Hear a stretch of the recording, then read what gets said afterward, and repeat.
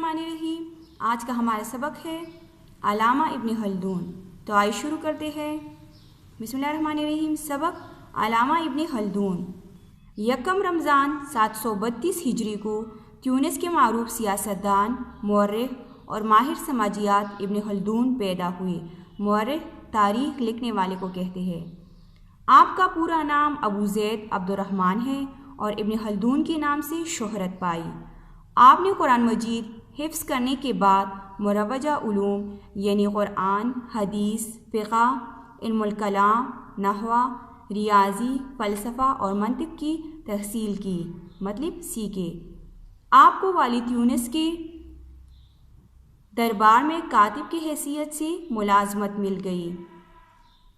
ये काम इतना सादा और कम दर्जे का था कि इब्न खल्दून की आला तबीयत इस पर कनागत ना कर सकी और बाद में इसे छोड़कर उनलस की रियासत गन्नाता में इक़ामत वज़ीर हुए।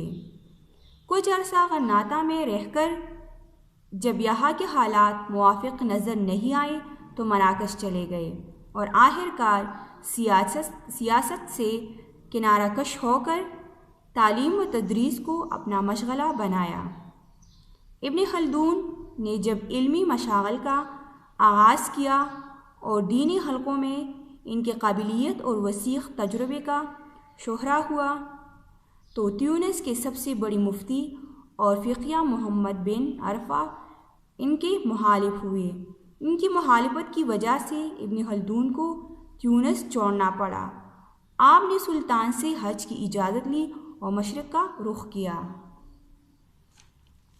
बच्चे, अल्लामा इब्न खल्दून यकम रमज़ान 732 हिजरी को ट्यूनिस में पैदा हुए। आपके वालिद चूँकि आलिम थे इसलिए आपने इब्तिदाई तालीम घर पर ही हासिल की। फिर कुरान हिफ्ज़ करने के बाद उस वक्त के जो रस्मी उलूम थे यानी कुरान, हदीस, फ़िक़्ह, इल्मुल कलाम, नहवा, रियाज़ी, फ़लसफ़ा और मंतिक़ सीखा। बच्चे, कुरान व हदीस और रियाज़ी आप लोग जानते हैं। फ़िक़्ह अहकाम शरीयत की मालूमात हासिल करने को कहते हैं।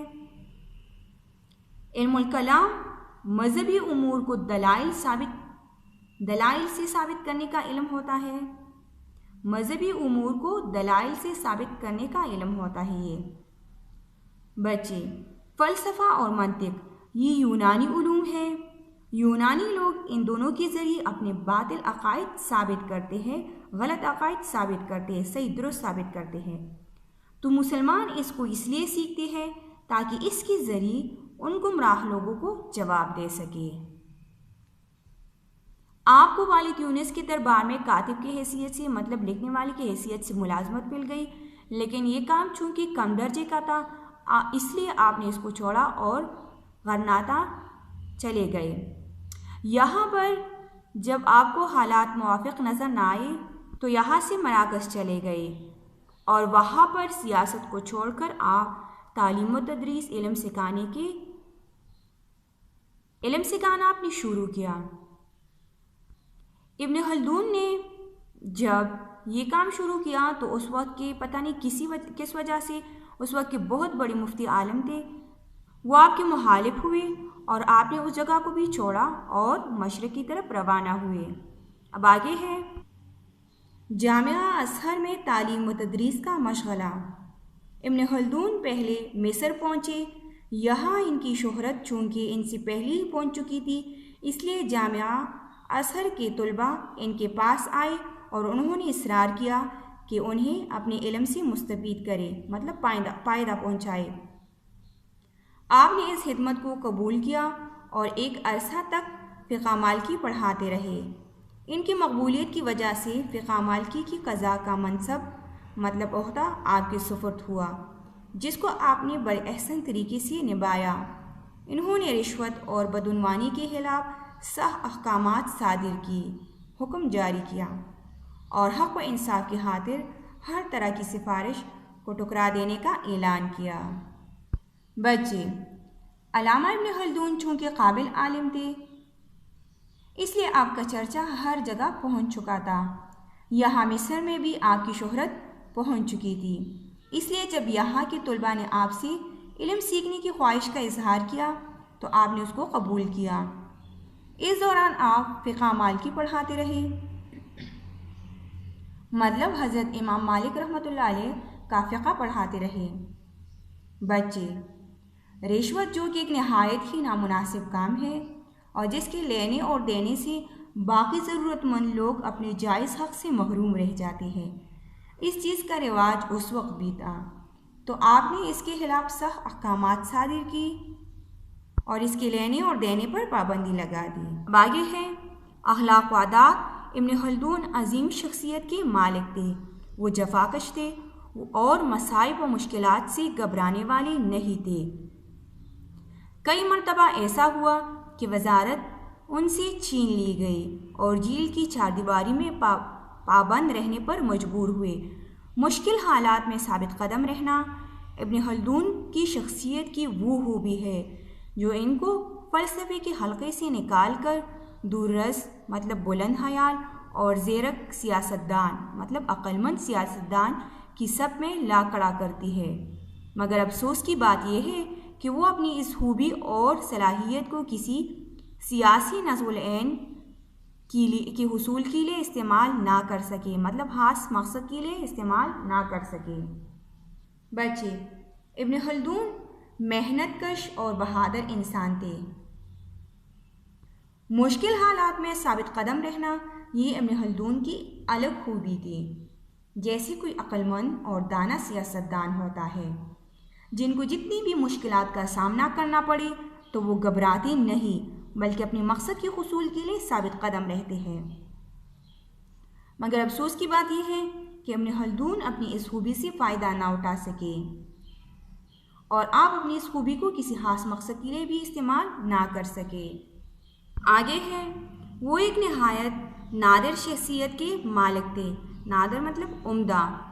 پیچیدہ حالات، فرقہ بندیوں اور سازشوں اور خودسر بادشاہوں کی صحبتوں میں رہ کر مطلب ان کے ساتھ رہ کر انہوں نے ملکی امور میں بڑی سرگرمی اور امتیاز کے ساتھ حصہ لیا۔ یہی وجہ ہے کہ ان کے ہم اثر کبھی تو ان کی تعریف و تحسین کرتے اور کبھی برائی بیان کرتے۔ ہم اثر مطلب ہم عہد۔ وہ ایک ماہر سیاستدان، تجربہ کار، مدبر اور اپنی پہنچ کی ایک نامور اور ممتاز فرد تھے۔ مشورہ میں ان کی رائے صائب مطلب درست اور ان کا کلام پرتاثیر اور دل نشین ہوتا تھا۔ ابن خلدون عمدہ شخصیت کے مالک تھے، چاہے جیسی بھی حالات ہوتے۔ کئی مرتبہ آپ کو جیل بھی جانا پڑا، لیکن اس سب کے باوجود بھی آپ ملکی امور میں برابر حصہ لیتے رہے۔ دیکھیے بچے، اچھائی برائی تو ہر کسی میں ہوتی ہے، اس لیے اس کمی بیشی کی وجہ سے بھی اور جیلیسی کی وجہ سے بھی آپ کے ہم اثر اکثر اوقات حکمرانوں اور بڑے لوگوں کے سامنے آپ کی برائی بیان کرتے، لیکن اس کے باوجود بھی چونکہ ابن خلدون ایک ماہر سیاستدان تھے، تجربہ کار اور نامور فوجی تھے، اس لیے لوگ آپ کو عزت کی نگاہ سے دیکھتے اور مشورہ میں آپ کی رائے کو درست مانتے۔ آگے ہے علم و فکر کا مقام۔ ان کو فقہ، حدیث، عربی، ادب اور دینی معارف سمیت مطلب دینی علوم سمیت اپنے زمانے کے تمام علوم میں مہارت حاصل تھی۔ ابن خلدون نے تاریخی فکر کو ایک نئے مرحلے تک پہنچایا اور واقعات نقل کرنے کی صورت میں تاریخ لکھنے کی روش کو تجزیاتی اور علمی روش میں تبدیل کر دیا۔ اس کی علمی خدمات کا صحیح تجزیہ یہ ہے کہ اس کی 3 علیحدہ علیحدہ حیثیتیں ہیں۔ نمبر 1 مورخ کی حیثیت، نمبر 2 فلسفہ تاریخ کی بانی کے لحاظ سے، نمبر 3 عمرانیات میں امام و پیشرو کے اعتبار سے۔ آگے ہے وفات۔ ابن خلدون کا انتقال 26 رمضان المبارک 808 ہجری کو ہوا۔ ابن خلدون کو صرف دینی علوم میں ہی نہیں بلکہ اس وقت کے تمام علوم میں کمال حاصل تھا۔ ابن خلدون نے تاریخ لکھنے کے طریقے کو تبدیل کیا۔ اگر ابن خلدون کی علمی خدمات کو الگ الگ دیکھا جائے تو ان کی 3 علیحدہ علیحدہ حیثیتیں ہیں۔ تاریخ لکھنے کی حیثیت، فلسفہ تاریخ کی بانی کے لحاظ سے مطلب فلسفہ تاریخ شروع کرنے والے آپ تھے۔